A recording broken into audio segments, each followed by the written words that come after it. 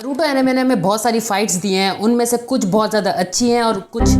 तो आज हम उन्हीं बहुत सारी फाइट्स में से मेरी 10 पर्सनल फेवरेट फाइट्स के बारे में बात करने वाले हैं और हम उनको रैंक करने वाले हैं on the basis of characters. कौन से कैरेक्टर्स एक फाइट में इन्वॉल्व हैं, ये बहुत ज़्यादा मैटर करता है। दूसरी चीज़ है बिल्ड अप, उस फाइट से पहले उसके पीछे की स्टोरी क्या है। तुम इसी पॉइंट के साथ इम्पैक्ट को भी जोड़ सकते हो। अगर तुमने स्टार्टिंग से उस फाइट का बिल्डअप अच्छा करा होगा, एट द एंड उसका इम्पैक्ट होगा ही। और हमारा लास्ट पॉइंट होने वाला है कोरियोग्राफी, एक फाइट में कितने सारे सीक्वेंसेस थे, उसमें हमें कौन कौन सी टाइप की एबिलिटीज देखने को मिली हैं, किस तरीके का फाइटिंग स्टाइल हमें देखने को मिला है, और भी थोड़े बहुत टेक्निकल पॉइंट्स। इसी के साथ स्टार्ट करते हैं अपनी पहली फाइट के साथ, टीम 7 वर्सेस जाबुज़ एंड हाकू। एक तरीके से ओजी नारुतो सीरीज की पहली एक मेजर फाइट तुम कह सकते हो। टू बी ऑनेस्ट, जिसके लिए इतना ज्यादा बिल्ड नहीं करा गया था, लेकिन ये एक तरीके से रिमार्केबल बन जाती है। सबसे पहले तो हाकू की वजह से, जो सबका कटा था, and the development of the characters, खासकर नारुतो, सास्के, और इधर तुम साकुरा को भी ले सकते हो। And again Zabuza is an iconic villain और ये बहुत से लोगों की फेवरेट फाइट भी है ओजी नारुतो सीरीज से। दैट्स व्हाई अब बात करते हैं अपनी अगली फाइट के बारे में, जो कि है मदारा वर्सेस 5 कागे। अगेन इसके पीछे भी इतना ज्यादा बिल्ड नहीं करा गया था।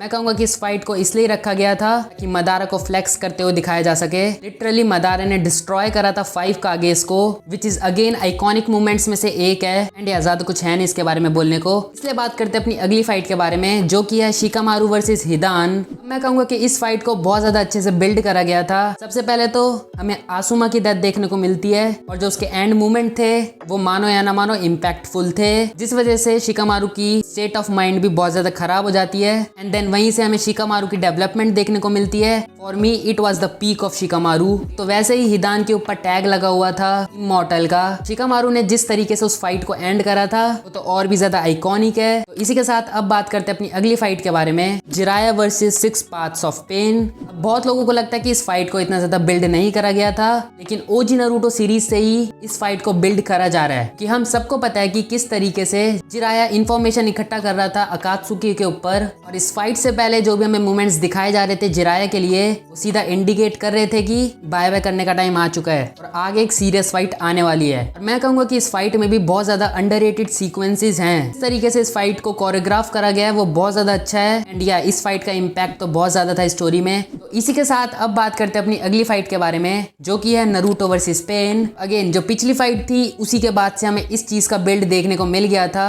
हम देखते हैं कि नारुतो किस तरीके से जिराया की डेथ के बाद ब्रोक हो चुका था पूरी तरीके से। एंड देन हमें पूरा वो सेज मोड की ट्रेनिंग दिखाई जाती है। उसी के साथ दूसरी तरफ कोनोहा वाज अंडर अटैक, और एक तरीके से तुम कहोगे कि कोनोहा खत्म ही हो चुका था उस वक्त। उसके बाद हमें जो नारुतो की एंट्री दिखाई जाती है, बहुत से लोगों की ये फेवरेट फाइट भी है पूरी नारुतो सीरीज में, बट यार जो इसकी एंडिंग थी वो मुझे इतनी ज्यादा पसंद नहीं आई थी। अब लास्ट की 5 फाइट्स डिस्कस करने से पहले ऑनरेबल मेंशंस, जो कि है Hashirama versus Madara, Obito versus Minato, Obito versus Konan, Sasuke versus Deidara, जो कि बहुत ज्यादा अंडररेटेड है। ये भी बहुत ज्यादा रिमार्केबल फाइट्स थी। लेकिन अब बात करते हैं अपनी फाइट नंबर 5 के बारे में, जो कि है इताची वर्सेस सास्के। अगेन इसका भी बिल्ड बहुत पहले से चल रहा था। सास्के का कैरेक्टर ही उस पूरे मोटिव पे बिल्ड करा गया है। ये फाइट तो बहुत ज्यादा इंपॉर्टेंट हो जाती है और इस फाइट ने डिलीवर करा है। इसके सीक्वेंसेस बहुत ज्यादा अच्छे हैं। तुम मानो या ना मानो, सास्के जिस फाइट में भी इन्वॉल्व होता है वो फाइट इवेंचुअली बहुत ज्यादा अच्छी निकलती है। इस फाइट के साथ भी ऐसे ही था। इस फाइट का इम्पैक्ट तो हमें पता ही है कि कितना ज्यादा था स्टोरी पर। इसी के साथ अब बात करते हैं अपनी अगली फाइट के बारे में, जो कि है रॉक ली वर्सेस गारा। कोई भी डाउट नहीं है, पूरे चुनिन एग्जाम में ये बेस्ट फाइट थी। अगर तुम इसके सीक्वेंसेस के बारे में बात करो, वो तो आज तक आइकॉनिक है। उस फाइट में गारा को एक मॉन्स्टर की तरह दिखाया गया था, लेकिन दूसरी तरफ रॉक ली भी बहुत अच्छे से शाइन करता है इस फाइट में। वो रॉक ली का आइकॉनिक पोज वो तो हमेशा याद रहेगा।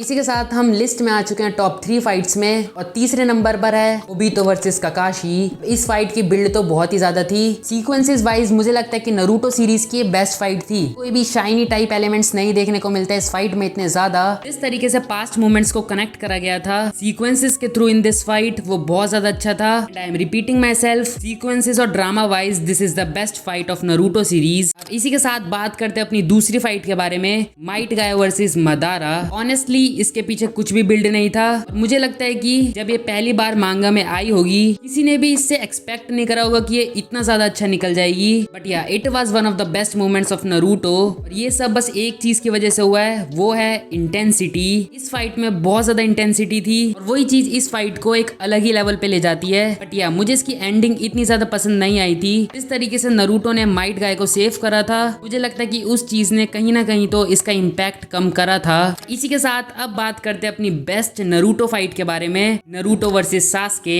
अब मैंने इधर दोनों ही वैली बैटल्स को लिया है। तो वैसे स्पॉट्स बहुत ज्यादा कम थे और मैं नहीं चाहता था मैं एक और स्पॉट कम कर दूं। इस वजह से मैंने दोनों वैली बैटल्स को एक ही बैटल की तरह ट्रीट करा है। सबसे पहले तो ओजी नारुतो वाली फाइट, वो तो आइकॉनिक थी और जो उस फाइट की एंडिंग थी वो चीज स्टोरी को एक अलग ही डायरेक्शन में ले गई थी। और फाइनल बैटल में तो हर चीज ही अपग्रेड हुई थी। सबसे पहले तो पावर लेवल, क्या उसके सीक्वेंसेस भी पिछली फाइट से बहुत ज्यादा अपग्रेड हुए थे। अगेन जिस तरीके से ओबितो वर्सेस ककाशी वाली फाइट में हमें दिखाया गया था, इस तरीके से वो सीक्वेंस कनेक्ट करे जा रहे थे, वो हमें इस फाइट में भी देखने को मिलता है। एंड या for me this was the best fight from the Naruto series. And somehow जब ये फाइट चल रही थी एक रिलीफ था माइंड में कि हाँ अब ये खत्म होने वाला है। साथ में एक सैडनेस भी थी कि हाँ ये खत्म होने वाला है।